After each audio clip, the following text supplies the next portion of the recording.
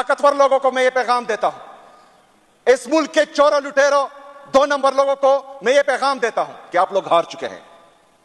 आप लोग बेईमान भी हैं, आप लोग करप्ट भी हैं, आप लोगों में पाकिस्तान और पाकिस्तानी कौम का एहसास ही नहीं है, लेकिन फिर भी आप हार चुके हैं। आप लोगों ने हर तरीका आजमाया मेरे लीडर को झुकाने का, लेकिन वो झुका नहीं, बिका नहीं, डरा नहीं, इसलिए आप हार चुके हैं। अभी भी वक्त है, होश के नाखून लें, अभी भी वक्त है, आंखें खोलें और जाएं अडियाला जेल।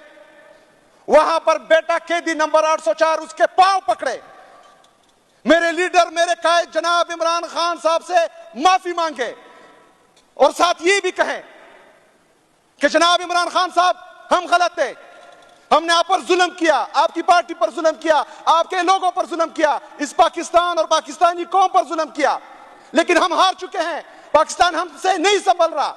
और यजीद और फिरौन के पैरोकार कौन? अस्सलाम वालेकुम नाज़रीन कराम, आपको मुकम्मल वीडियो दिखाते हैं। वज़ीर आला सोहेल अफरीदी का तारीख़ी खिताब, मौलाना फजल रहमान के खिताब के बाद सोहेल अफरीदी का खिताब सोशल मीडिया पर जंगल में आग की तरह फैल रहा है। सोहेल अफरीदी ने ताकतवरों और हुकूमत को मुखातिब करते हुए क्या कुछ कहा। इमरान खान और उसकी बहनों के साथ इस हुकूमत ने जो नारवा सलूक अपनाया, उस हवाले से पूरी कौम को बता दिया कि आखिर कब तक ये जुल्म करेंगे और हम कब तक ये जुल्म बर्दाश्त करेंगे। आप वीडियो देखिए, फिर इस पर बात करते हैं।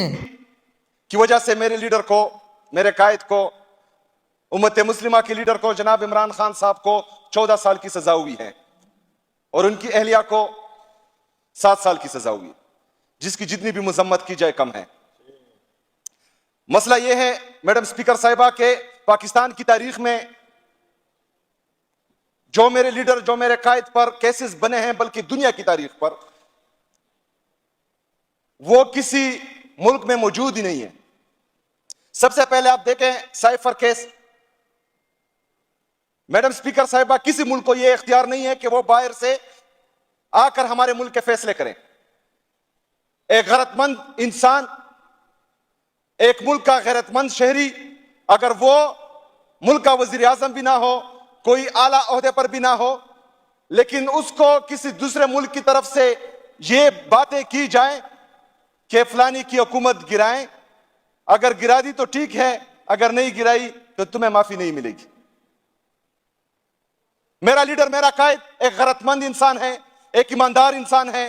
वो पाकिस्तान की खातिर, पाकिस्तान की सलमियत की खातिर, पाकिस्तान की खुद मुख्तारी की खातिर अपने कौम के दरमियान आया और पूरी कौम को यह बताया कि आपके फैसले कहां हो रहे हैं, कहां से डायरेक्शन दी जा रही है ताकतवर लोगों को कि एक मुल्क जिसका वजीर आजम सादिक और अमीन है, सर्टिफाइड सादिक और अमीन, वो इस मुल्क को एक अच्छी सिमत की तरफ लेके जा रहा है।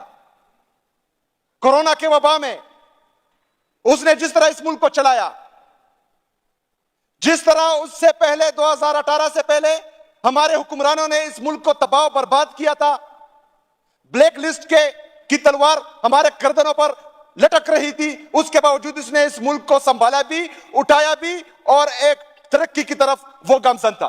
लेकिन मसला यह हुआ कि यहां पर कुछ नौमूलूद ताकतवर लोग जो जमीन पर अपना झूठा खुदा एक मुल्क को तस्वर करते हैं, उनको एक धमकी आती है और उनकी जो है यहां पर काम पे टांगना शुरू हो जाती है और वो रिजीम चेंज ऑपरेशन करते हैं।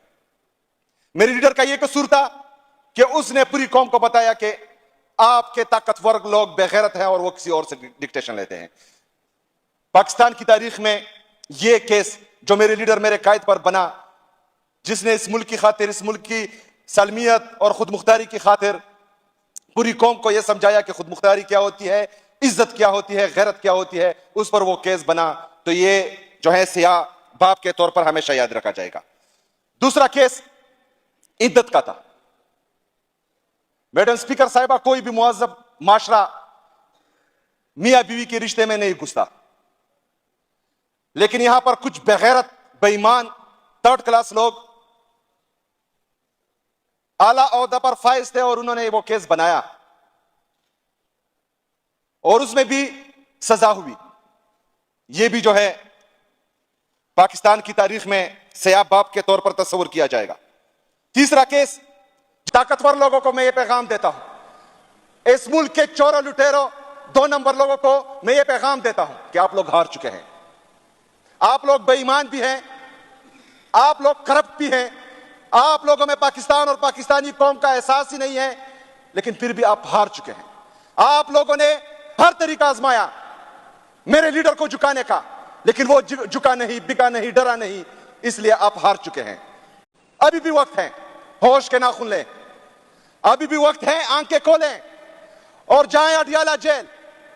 वहां पर बेटा कैदी नंबर 804 उसके पांव पकड़े, मेरे लीडर, मेरे कायद जनाब इमरान खान साहब से माफी मांगे और साथ ये भी कहें कि जनाब इमरान खान साहब, हम गलत थे, हमने आप पर जुल्म किया, आपकी पार्टी पर जुल्म किया, आपके लोगों पर जुल्म किया, इस पाकिस्तान और पाकिस्तानी कौम पर जुल्म किया, लेकिन हम हार चुके हैं, पाकिस्तान हमसे नहीं संभल रहा।